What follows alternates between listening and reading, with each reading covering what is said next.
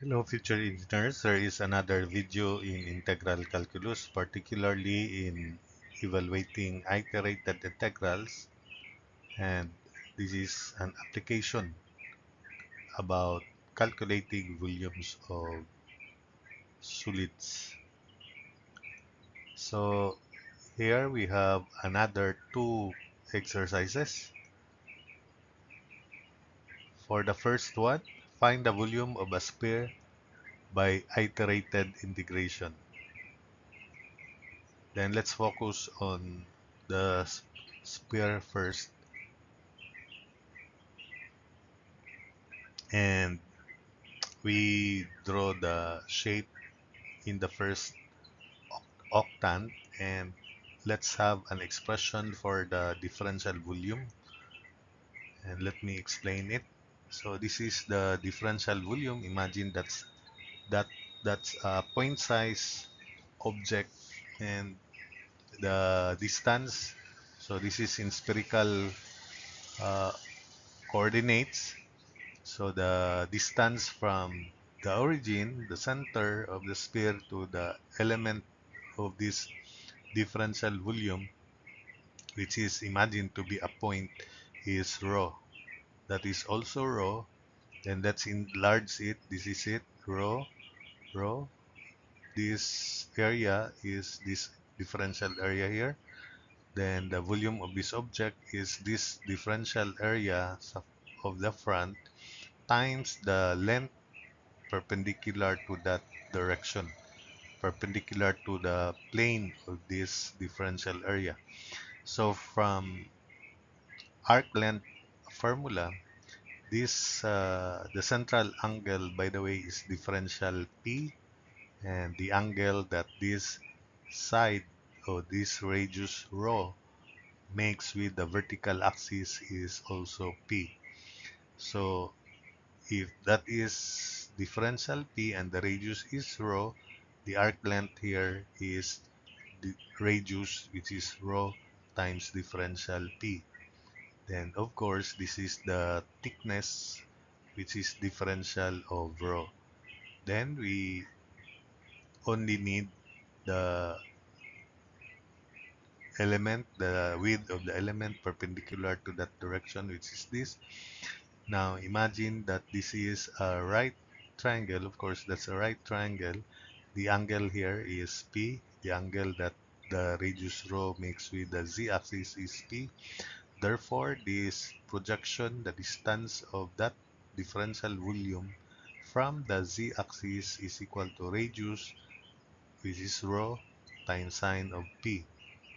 Now, if we imagine from the top view, the angle that rho in the perpendicular direction makes with each other is differential rho. So this side here is differential rho. This radius and the radius at the back is also making an angle differential theta.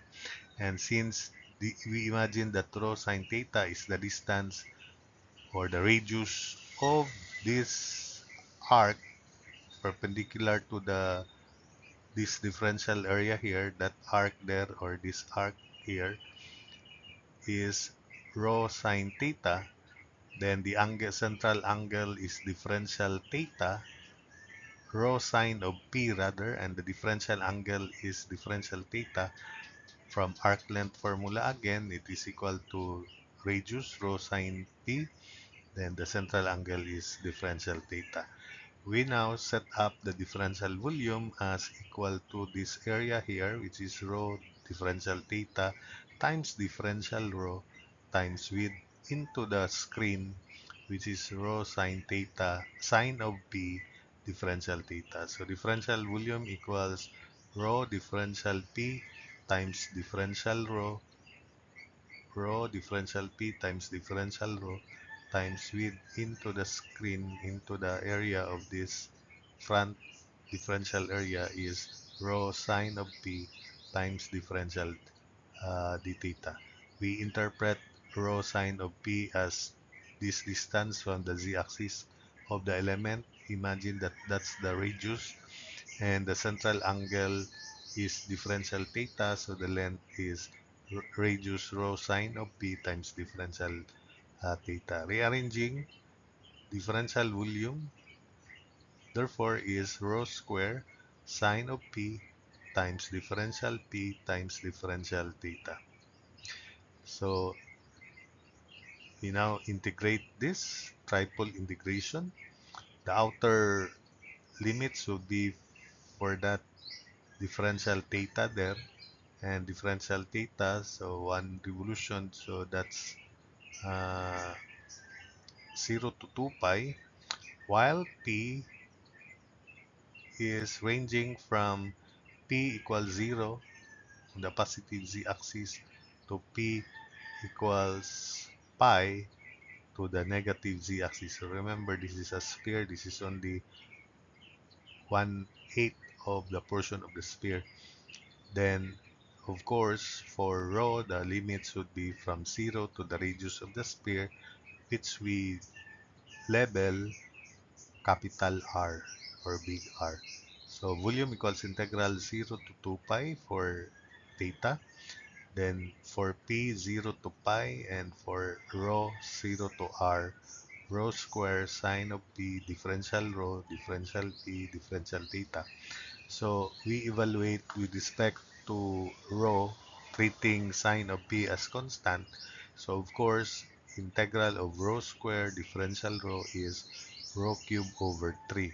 So that would be integral 0 to 2 pi 0 to pi of rho cube over 3 sine of p differential p differential theta, of course from 0 to r. Substituting, lower limit 0, so this becomes in volume equals integral 0 to 2 pi integral 0 to pi of quantity r cube over 3 sine of p minus 0. So differential p differential theta. We then evaluate this integral with respect to p, treating r cube over 3 constant, of course. Then the integral of sine of p differential of p is simply negative cosine of p. So that would be volume equals integral 0 to 2 pi of quantity r cube over 3 negative cosine of p from 0 to pi differential theta. Substituting limits, so volume equals integrals negative r cube over 3 integral 0 to 2 pi of cosine of pi minus cosine of 0 differential theta. Cosine of pi is negative 1, then minus excuse, cosine of 0 is 1. So this would be negative r cube over 3 quantity integral 0 to 2 pi of quantity negative 1 minus 1 differential theta. So negative 2 times negative r cube over 3 is positive 2r cube over 3 integral of theta from 0 to 2 pi. So of course, integral of the theta is just theta, so 2/3 r cube quantity theta from 0 to 2 pi. So that would be 2/3 r cube quantity 2 pi minus 0. And therefore, the volume of sphere, which you know, 4/3 pi r cube. So we proceed to the next one. Find the iterated integration, the volume of a segment of an elliptic paraboloid. Use equations z minus h over h plus x squared over a squared plus y squared over b squared equals 0, with z ranging from z equals 0 to z equals h. So this elliptic paraboloid, we first rewrite this as multiply everything by h, so z minus h equals h x squared over a squared plus y squared h over b squared, then equals 0. Transposing negative h to the right, so z equals h minus h over a squared x squared minus h over b squared y squared. And if we factor out h, then we have z equals h quantity 1 minus x squared over a squared minus y squared over b squared. So note that when z is 0, 0 over h is still 0, this is an ellipse. but the entire shape of an elliptic paraboloid will be as shown in the figure. So to have an idea, then on the xy plane, this is the ellipse trace on the xy plane, which will be put here.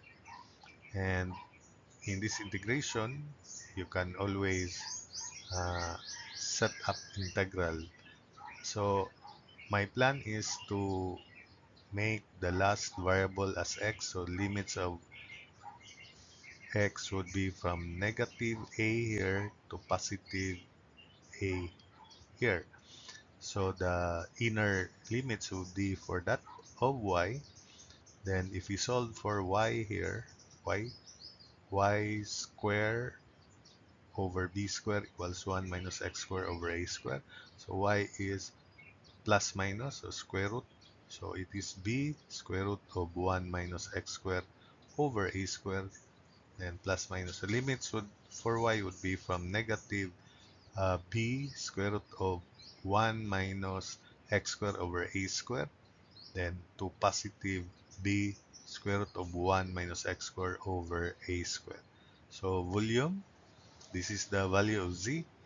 So integral from negative a to a, negative b square root of 1 minus x square over a square to positive b square root of 1 minus x square over a square of z, which is h quantity 1 minus x square over a square minus y square over b square, differential y, differential x. So I consider x as the last variable to consider. That's why the limits for x would be from negative a to positive a.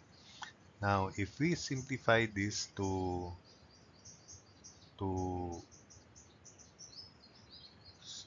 a square, square root of a square minus x square over a square, and that would be b over a square root of a square minus x square. Same is true here, negative b over a square root of a square minus x square. Now, we integrate this first with respect to y.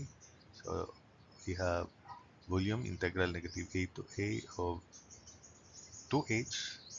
I multiply the integral by 2 because these are all add functions. The integral would be add functions. The original is even, so the integral would be add functions. Since the limits are numerically equal from the properties of add functions, when the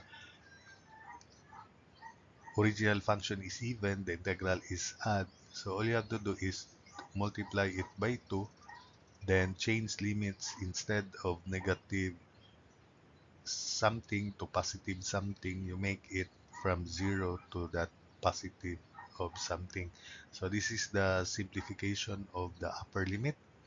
So I change it to 0 to b over a square root of a square minus x square, and I double the value 2h. So it's still, if you expand this using the original limits, it will still give us the same results as to this, but it will be lengthy if you do it. And we just base it on the properties of add functions. So that's the explanation, and I hope that you also experience this situation. So substitute, let's factor out the upper limit y. So volume equals integral to h integral negative a to a of 1 minus x square, after we factor out y, 1 minus x square over a squared times upper limit, this is the upper limit, then minus upper limit cube over 3b squared. Of course, lower limit would be 0, y cube 0. So this is b over, we simplify this into a square minus x square over a square. So 2h integral negative a to a of a square minus x square over a square. then quantity b over a square root of a square minus x squared. And this is b over a cube, 3a cube, quantity a square minus x squared to the 3 halves, then dx. So take note that these are like terms. These two terms are like terms. So this is b over a cube, then quantity a squared minus x squared to the 3 halves. Just like this, this is b over 3a cube, quantity a squared minus x squared to the 3 halves. So since they are like terms, this is 1 and this is 1/3. So that would be 2/3.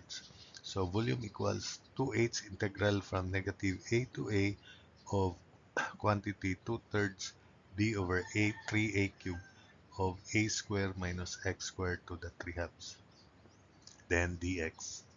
So simplifying, that would be 4bh over 3a cube integral of from negative a to a of quantity a squared minus x squared to the 3 halves dx. So from our experience with trigonometric substitution, we put x equals a uh, sine theta. So the differential is uh, a cosine theta differential theta. So let's continue this integration on the next slide. So, so let us continue with what we left off in the preceding slides. So let's copy the three last expressions from the preceding slides to keep track with our solutions. So volume, and we put this x equals a sine theta dx is a cosine theta d theta, and then we define a right triangle defining x equals a sine theta. So sine theta is x over a. So the adjacent side is square root of a square minus x square, and that is a cosine of theta. So volume equals 4bh over 3a cube. Then we change limits because for lower limit, negative a over a is negative 1. Arcsine of negative 1 is negative pi over 2. Then a equals a sine theta. Arcsine of 1 is positive pi over 2. So volume equals 4bh over 3a cube integral from negative pi over 2 to pi over 2 of a cosine theta quantity cube. This is a cosine theta quantity cube, and differential x is a cosine theta d theta. So that would be a to the fourth divided by a cube. So this becomes 4abh over 3 integral from negative pi over 2 to pi over 2 of cosine to the fourth theta differential theta. Then, in order for us to apply Wallay formula, take note that this is even function. So to change limits, they are numerically equal from the same principle we applied in the preceding slides. So we changed limits to 0 to pi over 2, but multiply the entire expression by 2. And therefore, this is volume equals 4abh over 3 times 2 integral 0 to pi over 2 of cosine to the fourth theta differential theta. We can now apply Wallay formula, and we copy this constant here. So it begins with 3 because in Wallay formula it is this power minus 1. So 3, then decrease by 2. So times 1, we stop up at 1 or 2. Remember that. Then divided by 4, then decrease by 2 times 2. Then times alpha, which is equal to pi over 2, because imagine that sine, the power of sine is 0. 0 and 4 are all even, so alpha is pi over 2. So this is 4, this is 8 ABH over 3, then 3 times 1 over 4 times 2, Wallay formula, then times alpha pi over 2 as explained earlier. So we can cancel 3, we can cancel 8, 4 times 2 is 8, so the volume is now pi ABH over 2. So if we continue this so that you can also test your memory, your skills in integral calculus, we replace this by its identity 1 plus cosine of 2 theta. This is cosine to the fourth, so cosine square theta, then quantity square, and we replace cosine square theta by 1 plus cosine 2 theta all over 2. So volume equals 4 over 3 integral negative pi over 2 to pi over 2 of 1 plus cosine 2 theta over 2 quantity square differential theta. So the denominator would be 4. We cancel out 4. So that would be volume equals ABH over 3.